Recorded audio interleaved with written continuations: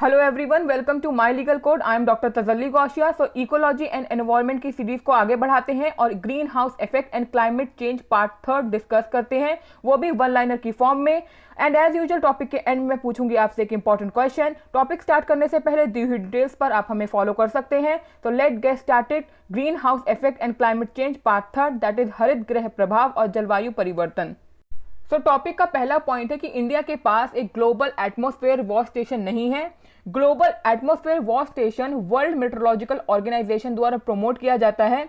ये हेल्प करता है कंट्रीज को कि वर्ल्ड टेम्परेचर से रिलेटेड जितने भी डाटा हैं वो कलेक्ट करें, यानी दूसरी कंट्रीज की जलवायु तापमान समझने के लिए हेल्प करता है। बट अनफॉर्चुनेटली अभी ये इंडिया के पास नहीं है। नेक्स्ट पॉइंट है क्लीन डेवलपमेंट मैकेनिज्म के बारे में, जिसे हम CDM बोलते हैं। ये कंट्रोल करता है ग्रीन हाउस गैस एमिशन को और रिड्यूस करता है ग्लोबल वार्मिंग को।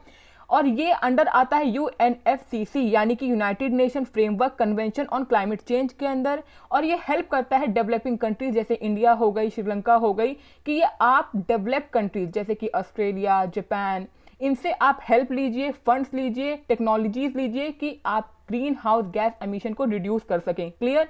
नेक्स्ट पॉइंट देखते हैं। So first world climate conference 1979 में हुई थी। नेक्स्ट पॉइंट है कि फर्स्ट अर्थ समिट जिसमें एजेंडा 21 डिस्कस किया गया था, ये 1992 रियो दी जेनेरियो ब्राजील में हुई थी। जब फर्स्ट अर्थ समिट सक्सेसफुल हो गई थी तो ठीक 5 साल बाद दोबारा से अर्थ समिट हुई थी, जिसका नाम अर्थ समिट +5 दिया गया था, और ये 1997 में न्यूयॉर्क में हुई थी। क्लियर। अर्थ समिट के बारे में पहले भी डिस्कस कर चुकी हूँ, आप चाहते हैं तो जाके पीछे वाली वीडियो में आप देख सकते हैं। सो इस पॉइंट में हम बात करेंगे कि कार्बन क्रेडिट या कंसेप्ट था वो ओरिजिनेट हुआ था, उत्पन्न हुआ था क्योटो प्रोटोकॉल से।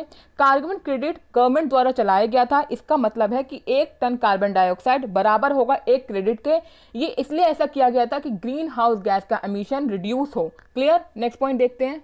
देखिए इस पॉइंट में ये बताया गया है कि जो एंथ्रोपोजेनिक एमिशन है, यानी ह्यूमन के द्वारा जो एमिशन हो रहा है, एंथ्रोपोजेनिक वर्ड जब भी आता है इसका मतलब होता है ह्यूमन द्वारा, लोगों द्वारा। तो एंथ्रोपोजेनिक एमिशन की वजह से जो कार्बन डाइऑक्साइड बढ़ रही है, जिसकी वजह से ग्लोबल वार्मिंग हो रहा है, तो इसको रोकने के लिए कार्बन सीक्वेस्ट्रेशन एक तरीका है, यानी कार्बन स्टोर करने का एक ऐसा तरीका है जिससे हम ये ग्लोबल वार्मिंग को रोक सकते हैं। सो बेसिकली कार्बन सीक्वेस्ट्रेशन का मतलब होता है ये एक ऐसा प्रोसेस है, एक ऐसी प्रक्रिया है जिसमें एटमॉस्फेरिक CO2 को, यानी वातावरण में, जलवायु में जितनी भी CO2 प्रेजेंट है उसको स्टोर कर सकते हैं। तो क्या क्या तरीके हैं जिससे हम कार्बन सीक्वेस्ट्रेशन कर सकते हैं? तो पहला पॉइंट है एबेंडन एंड अनइकोनॉमिक कोल सीम्स, यानी अनौपचारिक कोल सीम्स को हम त्याग सकते हैं। कोल सीम्स का मतलब होता है एक डार्क ब्राउन या ब्लैक कलर की बैंड होती है, कोल की डिपोजिशन होती है जो बहुत सारी रॉक की लेयर के अंदर होती है। क्लियर। नेक्स्ट पॉइंट है depleted oil and gas reservoir के थ्रू। और लास्ट है सबटेरेनियन डीप सलाइन फॉर्मेशन के थ्रू। डीप सलाइन फॉर्मेशन को हम डीप सॉल्ट वाटर भी कहते हैं। ये एक रॉक होती है जिसमें छेद होती है, यानी जिसमें पोरस होता है, और ये फिल्ड होता है ब्राइन से। ब्राइन का मतलब होता है high concentration solution salt in water, यानी कि वाटर में, पानी में NaCl सॉल्ट की मात्रा बहुत ज्यादा होती है, तो हम इसे कहते हैं ब्राइन। तो ये सारे तरीके हैं जिससे हम कार्बन सीक्वेस्ट्रेशन कर सकते हैं, कार्बन को स्टोर कर सकते हैं और ग्लोबल वार्मिंग अप को रोक सकते हैं। क्लियर। नेक्स्ट पॉइंट देखते हैं। इस पॉइंट में आपने कार्बन फर्टिलाइजेशन वर्ड देखा होगा। सो आज तक हमने फसल की पैदावार यानी क्रॉप फर्टिलाइजेशन के बारे में सुना है। कार्बन फर्टिलाइजेशन का मतलब होता है कि एटमॉस्फेयर में, जलवायु में जब कार्बन डाइऑक्साइड की कंसंट्रेशन की मात्रा बढ़ जाती है तब प्लांट ग्रोथ होती है, क्योंकि प्लांट को अपनी ग्रोथ के लिए कार्बन डाइऑक्साइड चाहिए होती है। सो इसे हम कहते हैं carbon fertilization. Clear. Next point है कार्बन क्रेडिट के बारे में। तो पहली स्टेटमेंट है कि कार्बन क्रेडिट सिस्टम का पुष्टिकरण, रेटिफिकेशन क्योटो प्रोटोकॉल के साथ हो रखा है। नेक्स्ट पॉइंट है कि कार्बन क्रेडिट्स उन कंट्रीज को या उन ग्रुप्स को अवार्ड देती है जो अपने एमिशन कोटा से ग्रीन हाउस गैसेज का एमिशन कम करते हैं। क्लियर। और कार्बन क्रेडिट सिस्टम का गोल है कि कार्बन डाइऑक्साइड एमिशन का इंक्रीज कम हो। क्लियर। नेक्स्ट पॉइंट देखते हैं कि bio carbon fund initiative for sustainable forest landscape, ये मैनेज किया जाता है वर्ल्ड बैंक द्वारा। क्लियर। नेक्स्ट पॉइंट है कि climate and green air coalition यानी CACC, ये फोकस करती है 2 गैसेस पे। पहली है मीथेन ब्लैक कार्बन पे और दूसरी है हाइड्रोफ्लोरोकार्बन पे। नेक्स्ट पॉइंट इज कि पिछली लास्ट सेंचुरी से लेके अब तक एवरेज इंक्रीज अर्थ के टेम्परेचर में 0.8 डिग्री सेल्सियस का हुआ है। नेक्स्ट पॉइंट देखते हैं।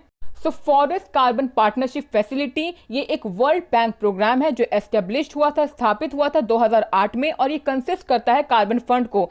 FCPF ये क्रिएट हुआ था असिस्ट करने के लिए, सजेस्ट करने के लिए डेवलपिंग कंट्रीज को कि वो ग्रीन हाउस गैस का एमिशन रिड्यूस करें। कैसे रिड्यूस करें? बाय डिफॉरेस्टेशन, यानी वनों की छटाई कम करके। और ये प्रोग्राम, ये फैसिलिटी REDD+ यानी reducing emission from deforestation and forest degradation के साथ भी एसोसिएटेड है।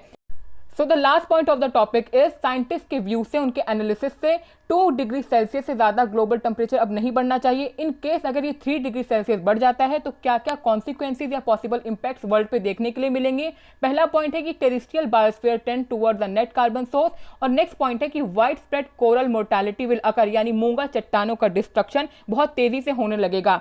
तो ये था हमारा आज का topic. So now time for the question of the session, but उससे पहले पिछली वाली वीडियो का क्वेश्चन हम डिस्कस कर लेते हैं। सो क्वेश्चन था, आपको करेक्ट ऑप्शन चूज करके बताना था about earth are. So option D is the right answer. 1, 2, 3 आपको तीनों ही ऑप्शन करेक्ट हैं। आज का क्वेश्चन है रीड द मैचेस। ऑप्शन में आपको सही मैच चुनने हैं। आप मुझे क्वेश्चन का आंसर कमेंट कीजिए और इसका आंसर मैं बताऊंगी आपको नेक्स्ट वीडियो में।